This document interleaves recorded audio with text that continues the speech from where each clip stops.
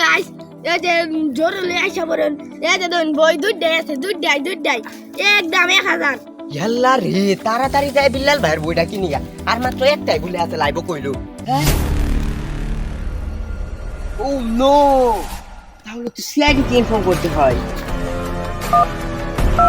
hello ACB পাদমান